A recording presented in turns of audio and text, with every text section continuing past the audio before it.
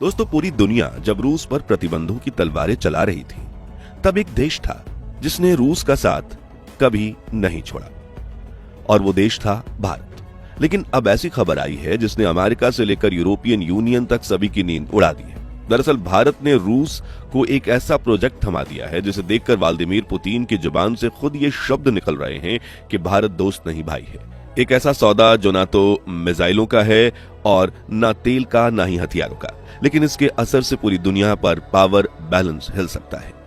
ये वही समझौता है जिसकी भनक लगते ही अमेरिका की संसद में हलचल मच गई थी। वहीं सऊदी अरब और संयुक्त अरब अमीरात की सरकारें हिल गई थी, क्योंकि भारत इन दोनों देशों से ही ये डील छीनकर अपने दोस्त रूस की झोली में डाल चुका है। लेकिन ये फैसला सिर्फ व्यापार का नहीं था, बल्कि उस रिश्ते का था जो बॉर्डर नहीं देखता, जो राजनीति से ऊपर है, जो वक्त आने पर पूरी दुनिया के सामने अकेले खड़ा हो जाता है। अब आप सोच रहे होंगे कि आखिर ऐसा क्या हो गया, कौन सा सौदा ये है जिसने रूस को फिर से भारत का सबसे मजबूत रणनीतिक साझेदार बना दिया है, और क्यों दुनिया की महाशक्तियां इस डील से डरी हुई हैं।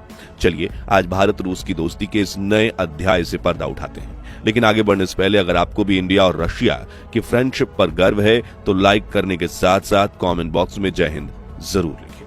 दोस्तों, जब दुनिया भर के देश रूस से दूरी बना रहे थे, तब भारत ने ऐसा साहसिक कदम उठाया जिसने न सिर्फ अमेरिका और अरब देशों को बड़ा झटका दिया, बल्कि ये भी साबित कर दिया कि जब भी चुनने की बात आएगी, भारत हमेशा रूस को ही चुनेगा। भारत हर साल करीब $2 बिलियन यानी 16,000 करोड़ रुपए का नफ्ता इंपोर्ट करता है। जी हाँ, इस चीज का नाम तक आम लोगों ने शायद सुना हो, लेकिन अब नेफ्ता भारत की ऊर्जा नीति का सबसे ताकतवर हथियार बन चुका है। नेफ्ता एक महत्वपूर्ण पेट्रोकेमिकल प्रोडक्ट है। दिखने में ये पारदर्शी तरल होता है, लेकिन इसकी ताकत ऐसी है कि आजकल हर ऑयल रिफाइनरी, पेट्रोकेमिकल फैक्ट्री और यहां तक कि डिफेंस इंडस्ट्री तक इसकी मांग है। ये वही ईंधन है जिससे कई हाई क्वालिटी पेट्रोल केमिकल्स और प्लास्टिक बनाए जाते हैं, यानी ये पेट्रोलियम इंडस्ट्री की नब्ज में दौड़ता है। इसकी मदद से रॉ मटेरियल को ऐसी वस्तुओं में बदला जाता है जो रोजमर्रा की जिंदगी से लेकर स्पेस टेक्नोलॉजी तक में इस्तेमाल होती है। यानी ये न केवल ऊर्जा उत्पादन में सहायक होता है, बल्कि इससे कई प्रकार के इंडस्ट्रियल कंपोनेंट और केमिकल भी बनाए जाते हैं। और अब यही नेफ्ता भारत की विदेश नीति के केंद्र में आ गया है, क्योंकि भारत ने दुनिया की सबसे बड़ी एनर्जी सुपर पावर रूस से सीधा सौदा कर लिया है। जी हाँ, पहले भारत अपने टोटल नाफ्ता इंपोर्ट्स में यूनाइटेड अरब अमीरात से 40%, सऊदी अरब से 30%, इराक से 10%, ओमान से 8% और रशिया से महज 10 से 12% तक तेल खरीदता था। लेकिन 2024 में एक ऐसा टर्निंग पॉइंट आया जिसने इन देशों को बहुत बड़ा झटका दे दिया। दरअसल भारत ने रातों रात रूस को इतनी बड़ी नेफ्ता डील दे दी जिसने भारत के इंपोर्ट एक्सपोर्ट का समीकरण ही बदल दिया। भारत ने यूएई, सऊदी और इराक जैसे अपने पारंपरिक साथियों को किनारे करके रशिया के साथ अपनी दोस्ती की डोर और मजबूत कर दी। इस डील के तहत भारत ने रूस से लगभग 80,000 टन नेफ्ता इंपोर्ट का करार कर लिया, वो भी ऐसे वक्त में जब पश्चिमी देश रूस पर पाबंदियां लगाने में लगे हैं। और ये डील अमेरिका की आंखों में खटक रही है। इसलिए तो भारत पाकिस्तान युद्ध के दौरान ये जानते हुए भी पाकिस्तान का पक्ष लेने की कोशिश में था कि पाकिस्तान ये आतंकवादियों को पनाह देता है, आतंकवाद को बढ़ावा देता है। ये देख कुछ लोगों का कहना था कि अमेरिका का पाकिस्तान के साथ लगाव है, लेकिन असल में ये लगाव नहीं, डर है। भारत और रूस की मजबूत दोस्ती का डर और भारत को वैश्विक महाशक्ति बनते देखने का डर। लेकिन अब सवाल यह है कि आखिर भारत ने रूस को ऐसा क्या समझा जो बाकी सबसे बढ़कर था। तो ये था रूस की तरफ से पेश की गई वो डील जिसे नकारना मूर्खता होती। दोस्तों, रूस ने भारत को एक ऐसा ऑफर दिया जिसने भारतीय रिफाइनरियों को सोचने का मौका तक नहीं दिया। रूस ने नेफ्ता पर भारत को $14 से $15 प्रति बैरल का जबरदस्त डिस्काउंट दिया, जो कि इंटरनेशनल मार्केट रेट से कहीं ज्यादा कम है। इतनी बड़ी छूट का मतलब है करोड़ों डॉलर की बचत और देश की इंडस्ट्री को मिलती नई रफ्तार। भारत की रिफाइनरियां जैसे ही इस ऑफर को देखती हैं, बिना किसी देर की ये डील साइन कर लेती हैं, क्योंकि ये सिर्फ सस्ता कच्चा माल नहीं था, ये था ऊर्जा आत्मनिर्भरता की दिशा में एक बड़ा कदम। रूस का ये डिस्काउंट एक रणनीतिक चाल भी थी जो भारत को ग्लोबल सप्लाई चेन में सशक्त बना रहा है। वहीं अमेरिका और उसके सहयोगियों को परेशान कर रहा है, क्योंकि जब भारत जैसे देश को सस्ते दर पर एनर्जी सप्लाई मिलने लगे तो पूरी ग्लोबल पॉलिटिक्स की दिशा बदल जाती है।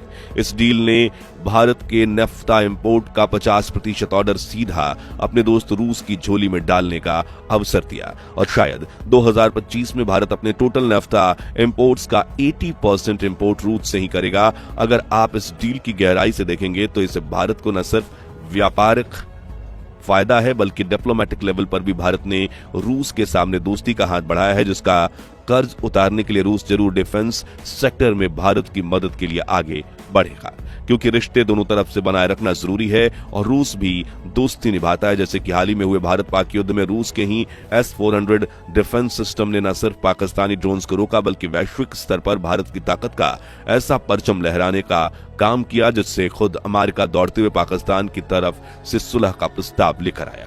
दोस्तों, भारत और रूस की इस डील से अमेरिका तक ये साफ संदेश पहुंच चुका है कि आज का भारत वो नहीं जो दशकों पहले सिर्फ एक उपभोक्ता देश था। आज भारत एक ग्लोबल पावर है जो दुनिया के ट्रेड मैप पर तेजी से अपनी डोमिनेंस दर्ज करवा रहा है।